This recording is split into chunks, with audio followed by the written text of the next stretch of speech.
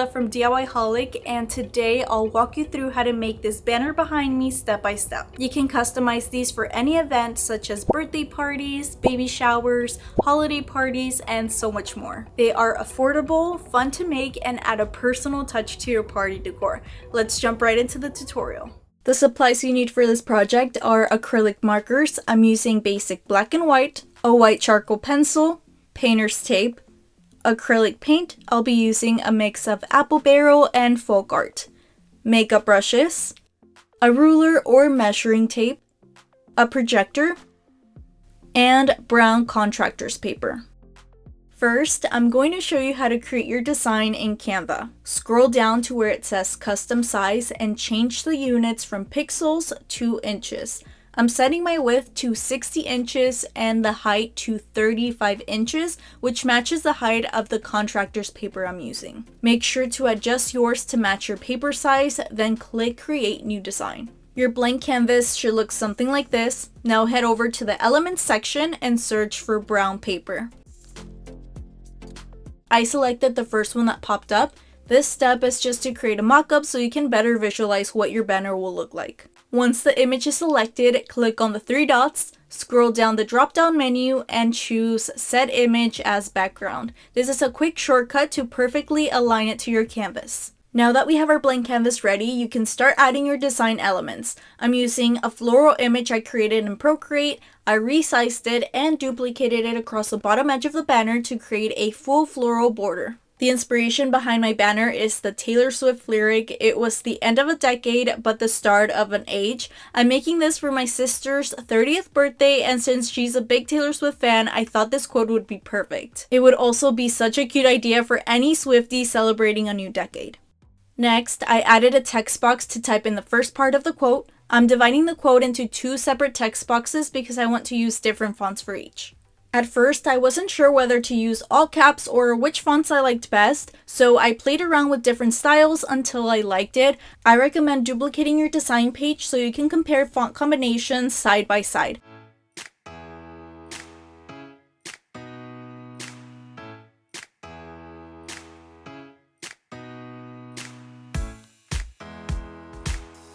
I changed my font color to white for better contrast. I added another text box for the number 30 and adjusted the letter spacing to make it look less crowded.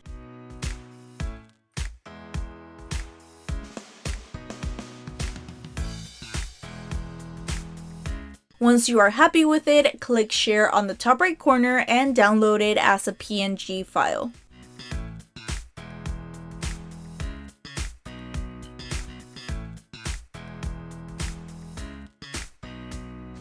Now you can grab your paper roll and lay it out on the floor so you can measure and cut it down to size. Since I made the width of my banner 60 inches in Canva, I'm cutting the paper to that exact same width. The height stays the same because we already matched it to the height of the paper roll when we created our template. I measured 60 inches across and used a ruler and a rotary cutter to get a really clean straight cut. You could definitely use scissors, but the rotary cutter just makes it easier and neater.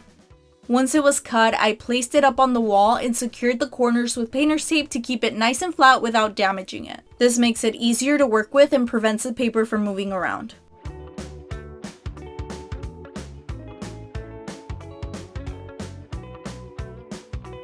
Next, I set up my mini projector on a tripod to keep it stable.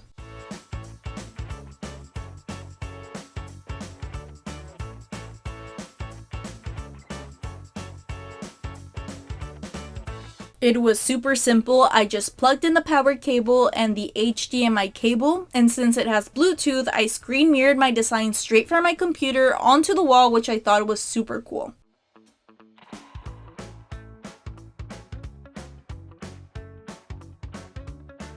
Now, align the projected image over your paper banner. Take your time adjusting it until it fits exactly where you want it.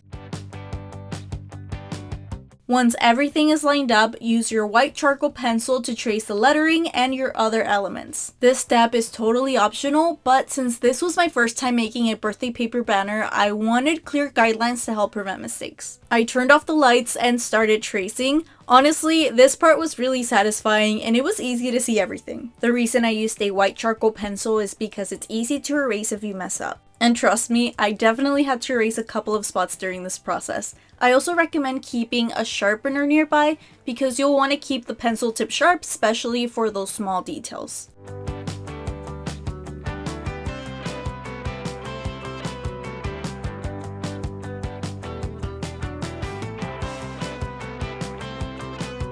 I traced the entire design, including the flower outlines. You don't need to be perfect here since we'll be painting over it anyways, just focus on getting the general outlines down.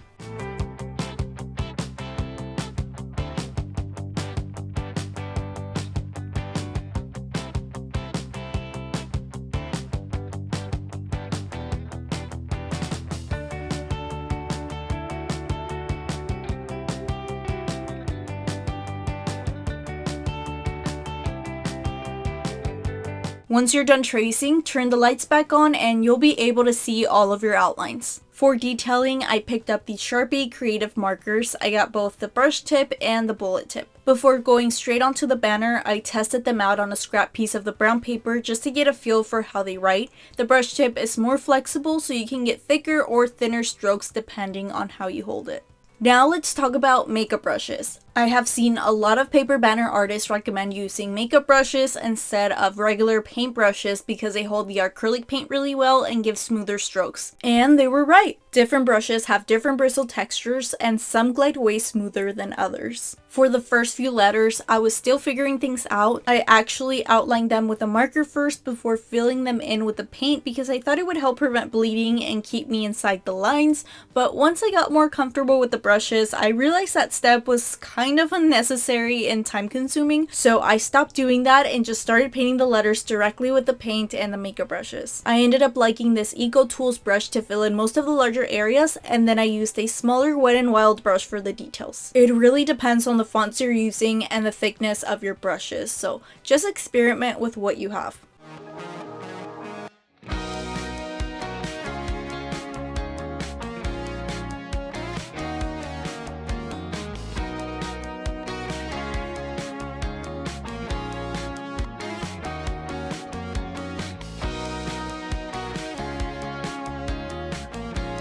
For the all caps font, I ended up using 2 different sizes of the Wet n Wild brushes. And the best part is that they are only $1. You can find them at Walmart or any dollar store.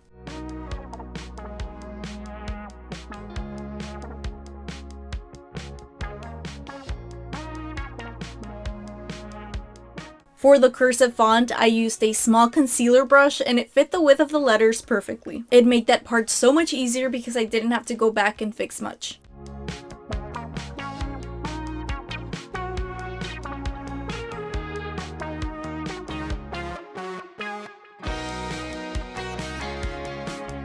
The numbers were honestly the trickiest part for me. I had to be really careful with the thick and thin parts of the font and make sure I wasn't overloading the brush with paint. It's easy to accidentally add too much and lose that clean edge.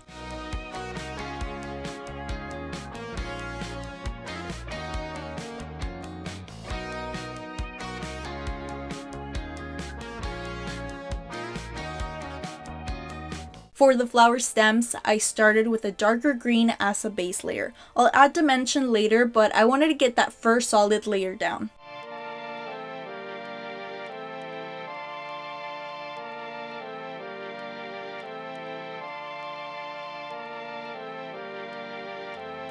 Same thing with the flowers. I wasn't overly focused on perfection here because I actually like that slightly abstract look. These flowers were inspired by the ones on the Taylor Swift piano from the Eras tour, so I wanted them to feel colorful and a little whimsical.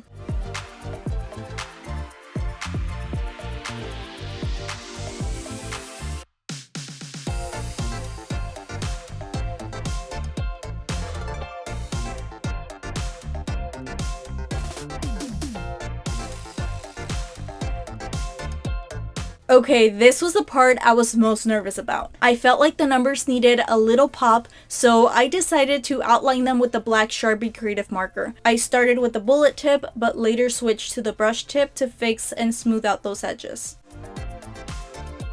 For the centers of the flowers, I used a little shortcut. I grabbed a beauty sponge, dipped it in the brown paint, and just dabbed it into the center. It made that process so much faster and it gave that nice rounded shape. Once it dried a bit, I mixed a lighter green with some white paint to add dimension to the stems. I lightly outlined the parts of the darker green and blended it in. It's a simple step, but it really makes everything look more finished.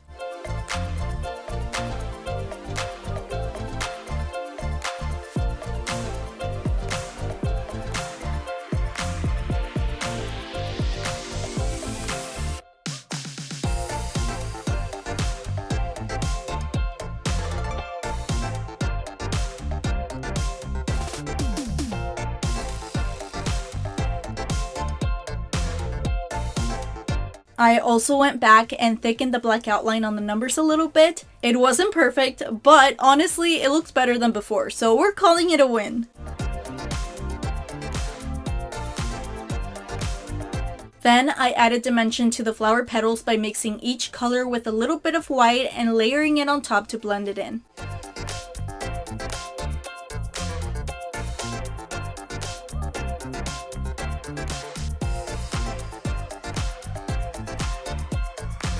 I finished everything off with a second layer of the brown paint in the center of the flowers.